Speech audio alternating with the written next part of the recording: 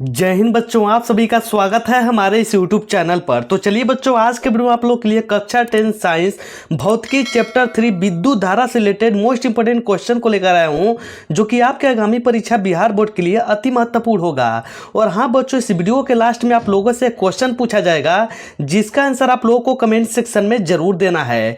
तो चलिए बच्चों, बिना विलंब के वीडियो को स्टार्ट करते हैं।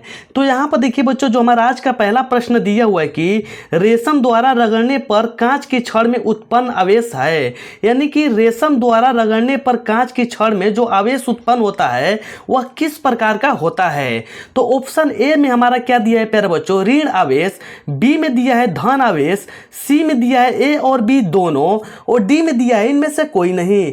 तो प्यारे बच्चों, जिसका राइट आंसर हो जाएगा हमारा ऑप्शन नंबर बी, यानी कि धन आवेश। इसको अच्छे से याद रखिएगा प्यारे बच्चों कि रेशम द्वारा रगड़ने पर कांच की जो छड़ में उत्पन्न आवेश होगा वह धन आवेश होगा, जिसका कि राइट आंसर प्यारे बच्चों ऑप्शन नंबर बी हो जाएगा। तो चलिए प्यारे बच्चों, इसी प्रकार से नेक्स्ट क्वेश्चन की ओर चलते हैं।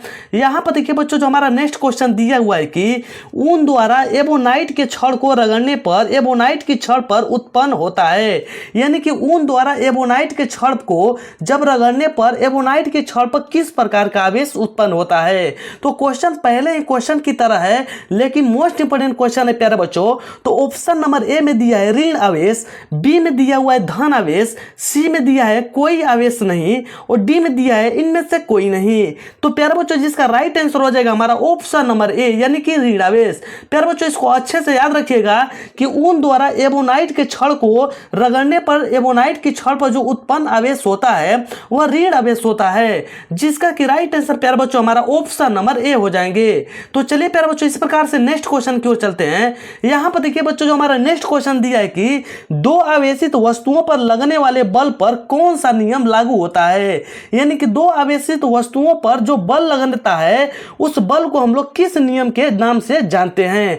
तो ऑप्शन नंबर ए में दिया है प्यारे बच्चों फैराडे का नियम, बी में दिया है एम्पियर का नियम, सी में दिया है कूलम्ब का नियम, और डी में दिया है ओम का नियम। तो प्यारे बच्चों, दो आवेशित जो वस्तुएं होती हैं उन पर जो बल लगने वाला है वह किस नियम के सिद्धांत पर कार्य करता है। तो प्यारे बच्चों, जिसका राइट आंसर हो जाएगा हमारा ऑप्शन नंबर सी, यानी कि कूलम्ब का नियम उस पर आरोपित होता है। इसको अच्छे से याद रखिएगा प्यारे बच्चों कि दो आवेशित वस्तुओं पर लगने वाले बल पर कौन सा नियम लागू होता है, तो वह कूलम्ब का नियम यानी कि लगता है, जो कि राइट आंसर प्यारे बच्चों हमारा ऑप्शन नंबर सी हो जाएंगे। तो चलिए बच्चों, इसी प्रकार से नेक्स्ट क्वेश्चन की ओर चलते हैं। यहां पर देखिए बच्चों, जो हमारा नेक्स्ट क्वेश्चन दिया है कि कूलम्ब के नियम से के को क्या कहा जाता है। ये जो क्वेश्चन है प्यारे बच्चों बहुत बार एग्जाम में आ चुका है, इसलिए इस क्वेश्चन को बिल्कुल यहां पर ध्यान से देखना है कि कूलम्ब के नियम से के को क्या कहा जाता है प्यारे बच्चों। तो ऑप्शन नंबर दिया है एक स्थिरांक, बी में दिया है प्यारे बच्चों एक समानुपातिकता स्थिरांक, और सी में दिया है ए और बी दोनों, और डी में दिया है इनमें से कोई नहीं। तो प्यारे बच्चों, कूलम्ब के नियम में जो के का यानी कि के को क्या कहा जाता है उसे हम लोग बोलते हैं समानुपातिकता स्थिरांक कहते हैं, जिसका राइट आंसर प्यारे बच्चों हमारा ऑप्शन नंबर बी हो जाएगा। इसको अच्छे से याद रखिएगा। तो चलिए प्यारे बच्चों, इस प्रकार से नेक्स्ट क्वेश्चन की ओर चलते हैं। यहां पर देखिए बच्चों, जो हमारा नेक्स्ट क्वेश्चन दिया है कि दो सदृश आवेशों के बीच किस प्रकार का बल लगता है। क्वेश्चन मोस्ट इंपोर्टेंट क्वेश्चन है प्यारे बच्चों। तो ऑप्शन नंबर ए में दिया है आकर्षण बल, बी में दिया है कोई बल नहीं, सी में दिया है प्रतिकर्षण बल, और डी में दिया है इनमें से कोई नहीं। तो प्यारे बच्चों, यहां पर देखिए दो सदृश आवेशों के बीच किस प्रकार का बल काम करता है, तो उस बल को हम लोग प्रतिकर्षण बल के नाम से जानते हैं, जिसका राइट आंसर प्यारे बच्चों ऑप्शन नंबर सी हो जाएंगे। तो चलिए प्यारे बच्चों, इस प्रकार से नेक्स्ट क्वेश्चन की ओर चलते हैं। यहां पर देखिए बच्चों, जो हमारा नेक्स्ट क्वेश्चन दिया हुआ है कि विजातीय आवेशों के बीच किस प्रकार का बल लगता है। तो विजातीय आवेशों के बीच किस प्रकार का बल लगता है प्यारे बच्चों। ऑप्शन नंबर ए दिया है आकर्षण बल, बी में दिया है प्रतिकर्षण बल, सी में दिया है गुरुत्व बल, और डी में दिया है चुंबकीय बल। तो प्यारे बच्चों, विजातीय आवेशों के बीच जो बल कार्य करता है उस बल को हम लोग आकर्षण बल के नाम से जानते हैं, जिसका राइट आंसर प्यारे बच्चों ऑप्शन नंबर ए हो जाएंगे। तो चलिए प्यारे बच्चों, इस प्रकार से नेक्स्ट क्वेश्चन की ओर चलते हैं। यहां पर देखिए बच्चों, जो हमारा नेक्स्ट क्वेश्चन दिया है मोस्ट इंपोर्टेंट क्वेश्चन है कि क्या प्रोटॉन आवेशन प्रक्रम में भाग लेते हैं। ऑप्शन नंबर ए दिया है नहीं, बी में दिया है हां, सी में दिया है ए और बी दोनों, कहने का मतलब कि हां और नहीं दोनों, ए और डी में दिया है इनमें से कोई नहीं। तो प्यारे बच्चों, क्वेश्चन हमारा क्या है कि क्या प्रोटॉन अवयस प्रक्रम में भाग लेते हैं। तो प्यारे बच्चों इसका राइट आंसर हो जाएगा नहीं, यानी कि अवयस जो होते हैं यानी कि जो प्रोटॉन होते हैं अवयस प्रक्रम में भाग नहीं लेते हैं। इसका राइट आंसर प्यारे बच्चों ऑप्शन नंबर ए हो जाएंगे। तो चलिए प्यारे बच्चों इस प्रकार से नेक्स्ट क्वेश्चन की ओर चलते हैं। यहां पर देखिए बच्चों जो हमारा नेक्स्ट क्वेश्चन दिया है कि रासायनिक ऊर्जा का कुछ भाग खर्च होता है, यानी कि रासायनिक ऊर्जा का जो कुछ भाग खर्च होता है वह कहां पर होता है। ऑप्शन नंबर ए में दिया है यांत्रिक ऊर्जा में, बी में दिया है नाभिकीय ऊर्जा में, सी में दिया है गतिज ऊर्जा में और डी में दिया है सौर ऊर्जा में। तो प्यारे बच्चों रासायनिक ऊर्जा का जो कुछ भाग खर्च होता है वो कहां पर खर्च होता है प्यारे बच्चों, तो जो खर्च होता है यांत्रिक ऊर्जा में खर्च होता है, जिसका राइट आंसर हमारा ऑप्शन नंबर ए हो जाएंगे। तो चलिए प्यारे बच्चों इस प्रकार से नेक्स्ट क्वेश्चन की ओर चलते हैं। यहां पर देखिए बच्चों जो हमारा नेक्स्ट क्वेश्चन दिया है कि विभवांतर किसमें गति प्रदान करने का काम करता है। तो ऑप्शन नंबर ए दिया है प्रोटॉन में, बी में दिया है प्यारे बच्चों इलेक्ट्रॉन में, सी में दिया है न्यूट्रॉन में और डी में दिया है धारा में। तो प्यारे बच्चों विभवांतर किसमें गति प्रदान करने का काम करता है, तो प्यारे बच्चों जिसका राइट आंसर हो जाएगा हमारा ऑप्शन नंबर बी यानी कि इलेक्ट्रॉन में। अच्छे से याद रखिएगा इसको प्यारे बच्चों। तो चलिए बच्चों इस प्रकार से नेक्स्ट क्वेश्चन की ओर चलते हैं। यहां पर देखिए बच्चों जो हमारा नेक्स्ट क्वेश्चन दिया है कि सेल के भीतर होने वाली रासायनिक अभिक्रिया सेल के दो टर्मिनलों के बीच उत्पन्न करता है, यानी कि जो सेल के भीतर जो रासायनिक अभिक्रिया होती है वह सेल के दो टर्मिनल के बीच में क्या उत्पन्न होता है। तो ऑप्शन नंबर ए दिया है प्यारे बच्चों विभवांतर, बी में दिया है आवेश, सी में दिया है धारा और डी में दिया है प्रोटॉन।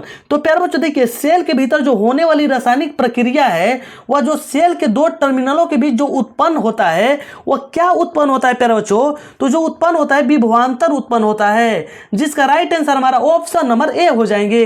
तो चलिए प्यारे बच्चों इस प्रकार से नेक्स्ट क्वेश्चन की ओर चलते हैं।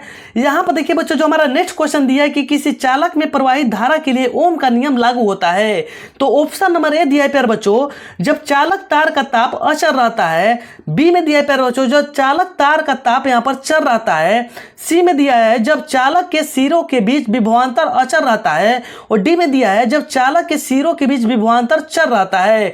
तो प्यारे बच्चों देखिए किसी चालक में प्रवाहित धारा के लिए जो ओम का नियम लागू होता है वो आप लोग को पता होगा प्यारे बच्चों, कक्षा 9 से आप लोग पढ़ते आ रहे हैं कि जब चालक तार का ताप यहां पर अचर रहता है, जिसका राइट आंसर प्यारे बच्चों ऑप्शन नंबर ए हो जाएंगे। तो चलिए प्यारे बच्चों इस प्रकार से नेक्स्ट क्वेश्चन की ओर चलते हैं। यहां पर देखिए बच्चों जो हमारा नेक्स्ट क्वेश्चन दिया है कि शुष्क कागज की प्रतिरोधकता होती है। तो ऑप्शन नंबर ए दिया है प्यारे बच्चों 1014 ओम मीटर, बी में दिया है 1015 ओम मीटर, सी में दिया है 1012 ओम मीटर और डी में दिया इनमें से कोई नहीं। तो प्यारे बच्चों देखिए कहने का मतलब शुष्क कागज की जो प्रतिरोधकता होती है वो कितनी होती है प्यारे बच्चों, तो 1012 ओम मीटर होती है, जिसका राइट आंसर प्यारे बच्चों हमारा ऑप्शन नंबर सी हो जाएंगे। तो चलिए प्यारे बच्चों नेक्स्ट क्वेश्चन की ओर चलते हैं। यहां पर देखिए बच्चों जो हमारा नेक्स्ट क्वेश्चन दिया हुआ है कि मोस्ट इंपोर्टेंट क्वेश्चन है कि संचायक बैटरियों को पुनः आवेशित करना संभव है या नहीं। यानी कि संचायक बैटरी का मतलब होता है प्यारे बच्चों यानी कि जब बैटरी को खपत कर लेते हैं और बैटरी से जब यानी कि जब कोई काम कर हो रहा है उस समय उस बैटरी को हम लोग चार्ज कर सकते हैं कि नहीं। तो यहाँ पर ऑप्शन नंबर ए दिया है नहीं, बी में दिया है हाँ, सी में यहाँ पर दिया है प्यारे बच्चों ए और बी दोनों और डी में दिया है इनमें से कोई नहीं। तो प्यारे बच्चों देखिए संचायक बैटरियों को पुनः आवेशित करना संभव है या नहीं, तो प्यारे बच्चों हाँ संभव करना इसको यानी कि संचायक बैटरियों को पुनः आवेशित करना संभव है, जिसका राइट आंसर प्यारे बच्चों हमारा ऑप्शन नंबर बी हो जाएंगे। तो चलिए प्यारे बच्चों नेक्स्ट क्वेश्चन की ओर चलते हैं। यहाँ पर देखिए बच्चों जो हमारा नेक्स्ट क्वेश्चन दिया है कि 1 वाट कितने जूल के बराबर होता है।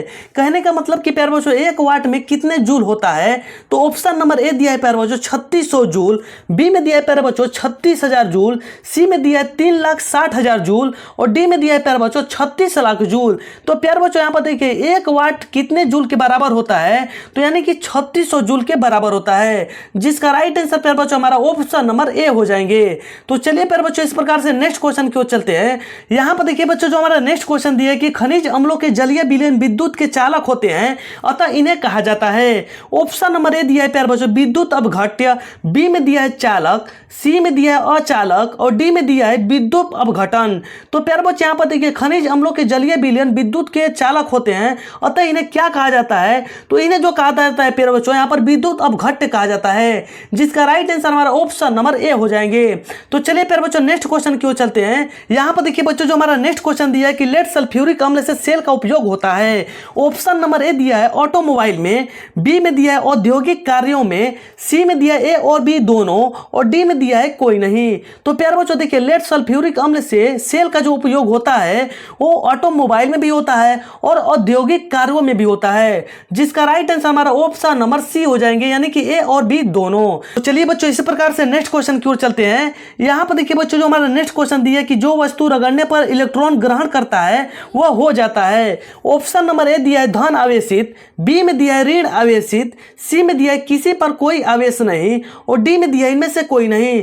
तो प्यारे बच्चों देखिए, यहाँ पर जो वस्तु रगड़ने पर इलेक्ट्रॉन ग्रहण करता है वह हो जाता है, यानी कि क्या हो जाता है प्यारे बच्चों, तो ऋण आवेशित हो जाता है, जिसका राइट आंसर हमारा ऑप्शन नंबर बी हो जाएंगे। तो चलिए प्यारे बच्चों, इस प्रकार से नेक्स्ट क्वेश्चन की ओर चलते हैं। यहाँ पर देखिए बच्चों, जो हमारा नेक्स्ट क्वेश्चन दिया हुआ है कि जो पदार्थ घर्षण द्वारा आसानी से आवेशित हो जाते हैं वे कहलाते हैं, यानी कि जो पदार्थ प्यारे बच्चों घर्षण द्वारा आसानी से आवेशित हो जाते हैं उसे हम लोग क्या कहते हैं। ऑप्शन नंबर ए दिया है विद्युत चालक, बी में दिया है विद्युत रोधी, सी में दिया है ए और बी दोनों, और डी में दिया है इनमें से कोई नहीं। तो कहने का मतलब कि प्यारे बच्चों, जो पदार्थ घर्षण द्वारा आसानी से आवेशित हो जाते हैं उसे जो हम लोग कहते हैं तो उसे हम लोग विद्युत रोधी कहते हैं, जिसका राइट आंसर प्यारे बच्चों हमारा ऑप्शन नंबर बी हो जाएंगे। तो चलिए प्यारे बच्चों, नेक्स्ट क्वेश्चन की ओर चलते हैं। यहाँ पर देखिए बच्चों, जो हमारा नेक्स्ट क्वेश्चन दिया है कि किसी स्रोत से सतत धारा उत्पन्न करने की सरल युक्ति है, यानी कि किसी स्रोत से सतत धारा उत्पन्न करने की जो सरल युक्ति है उसे हम लोग क्या कहते हैं प्यारे बच्चों। तो ऑप्शन नंबर ए दिया है वोल्टिया सेल, बी में दिया है सूखा सेल, सी में दिया है संचायक सेल, और डी में दिया है इनमें से कोई नहीं। तो प्यारे बच्चों, जिसको हम लोग जिस नाम से जानते हैं उसे हम लोग क्या कहते हैं प्यारे बच्चों, तो उसे हम लोग वोल्टिया सेल कहते हैं। इसको हम लोग वोल्टिया सेल के नाम से जानते हैं प्यारे बच्चों, जिसका राइट आंसर हमारा ऑप्शन नंबर ए हो जाएंगे। तो चलिए प्यारे बच्चों, नेक्स्ट क्वेश्चन की ओर चलते हैं। यहाँ पर देखिए बच्चों, जो हमारा नेक्स्ट क्वेश्चन दिया है कि ओम के नियम में अचर राशि क्या है, यानी कि ओम के नियम में अचर राशि का काम कौन करता है प्यारे बच्चों। ऑप्शन नंबर ए दिया है प्रतिरोध, बी में दिया है ताप, सी में दिया है धारा, और डी में दिया है इनमें से कोई नहीं। तो प्यारे बच्चों, जिसका राइट आंसर हो जाएगा हमारा ऑप्शन नंबर बी, यानी कि ताप। तो चलिए प्यारे बच्चों, इस प्रकार से नेक्स्ट क्वेश्चन की ओर चलते हैं। यहाँ पर देखिए बच्चों, जो हमारा नेक्स्ट क्वेश्चन दिया है मोस्ट इंपोर्टेंट क्वेश्चन दिया है 21 नंबर क्वेश्चन क्या हमारा दिया हुआ है प्यारे बच्चों। तो 21 नंबर जो क्वेश्चन है कि ओम के नियम में विद्युत धारा और विभवांतर के बीच खींचा गया आलेख होता है, यानी कि जो ओम के नियमानुसार विद्युत धारा और विभवांतर के बीच जो आलेख खींचा जाता है, जो ग्राफ बनाया जाता है, वह किस प्रकार का ग्राफ होता है। ऑप्शन नंबर ए दिया है सरल रेखा, बी में दिया है वक्र रेखा, सी में दिया ए और बी दोनों, डी में दिया इनमें से कोई नहीं। तो ओम के नियमानुसार विद्युत धारा और विभवांतर के बीच में जो खींचा गया आलेख होता है वह एक सरल रेखा द्वारा होता है, जिसका राइट आंसर प्यारे बच्चों हमारा ऑप्शन नंबर ए हो जाएंगे। तो इसका ग्राफ इस प्रकार का होता है प्यारे बच्चों, जिसको कि हम लोग सरल रेखा द्वारा यानी कि इंडिकेट करते हैं। तो चलिए प्यारे बच्चों, नेक्स्ट क्वेश्चन की ओर चलते हैं। यहाँ पर देखिए प्यारे बच्चों, नेक्स्ट क्वेश्चन हमारा क्या दिया हुआ है कि आर प्रतिरोध वाले एन प्रतिरोधों को समांतर क्रम में जोड़ने पर समतुल्य प्रतिरोध क्या होगा। क्वेश्चन बहुत बार एग्जाम में आया प्यारे बच्चों, और यहाँ पर ध्यान देना है कि सबसे पहले किस क्रम में जोड़ रहा है। तो यहाँ पर समांतर क्रम में जोड़ रहा है, श्रेणी क्रम में जोड़ता तो उसका अलग आंसर होता, लेकिन यहाँ पर समांतर क्रम में जब जोड़ रहा है प्यारे बच्चों, तो 1/r बराबर जो हमारा फॉर्मूला होता है 1/r और प्लस 1/r2, यानी कि ऐसे प्रतिरोध जो दिए रहेंगे। और यहाँ पर प्रतिरोध कितना दिया है प्यारे बच्चों, यहाँ पर प्रतिरोध देख लेते हैं। तो यहाँ पर दिया है हमारा प्रतिरोध, यहाँ पर R दिया है और N दिया है, दो ही प्रतिरोध दिया है ना। तो इसका जो हमारा राइट आंसर क्या हो जाएंगे प्यारे बच्चों, तो इसका राइट आंसर देखिए, यानी कि N बटा में क्या हो जाएंगे, R हो जाएंगे। तो जिसका राइट आंसर प्यारे बच्चों हमारा ऑप्शन नंबर बी दिया हुआ है, तो बी हमारा राइट आंसर हो जाएंगे। अगर मान लेते हैं प्यारे बच्चों, अगर वो हमारा श्रेणी क्रम में जुड़ रहा है तो उसका हमारा क्या हो जाता है आंसर, तो उसका हमारा NR आंसर हो जाता है प्यारे बच्चों। इसको अच्छे से याद रखिएगा। लेकिन यहाँ पर समांतर क्रम में जोड़ रहा है तो इसका अलग आंसर होगा। तो चलिए प्यारे बच्चों, नेक्स्ट क्वेश्चन की ओर चलते हैं। तो नेक्स्ट क्वेश्चन का आंसर आप लोग को कमेंट सेक्शन में इसका जवाब देना है। और क्वेश्चन बहुत मोस्ट इंपोर्टेंट क्वेश्चन है, बहुत बार एग्जाम में आ चुका है। देखते हैं कि कितने बच्चे इसका अच्छे से जवाब सही देते हैं। तो क्वेश्चन हमारा है कि हमारे घरों में जो विद्युत आपूर्ति की जाती है वो होती है। तो ऑप्शन नंबर ए दिया है 220 वोल्ट पर दिष्ट धारा होती है, बी में दिया है प्यारे बच्चों 12 वोल्ट पर दिष्ट धारा होती है, सी में दिया है 220 वोल्ट प्रतिवर्ती धारा होती है, और डी में दिया 12 वोल्ट पर प्रत्यवर्ती धारा होती है। तो इसका आंसर प्यारे बच्चों कमेंट सेक्शन में आप लोग को जरूर देना है। और कमेंट सेक्शन में जरूर बताना है कि इन 23 क्वेश्चनों में से आप लोग को अच्छे से कितने क्वेश्चन आ रहे थे। और मैं आप लोग को बता देना चाहता हूं प्यारे बच्चों कि जो हमारा था वीडियो का पार्ट नंबर 3 था और इसका पार्ट नंबर 1 और पार्ट नंबर 2 नहीं देखे हैं तो उसका नीचे लिंक दिया हुआ है डिस्क्रिप्शन में, वहां से जाकर उसको अच्छे से देख सकते हैं। और प्यारे बच्चों वीडियो पर अपना प्यार और सपोर्ट जरूर बताइए। और चलिए प्यारे बच्चों मिलते हैं नेक्स्ट वीडियो के साथ, तब तक के लिए जय हिंद, जय भारत, वंदे मातरम।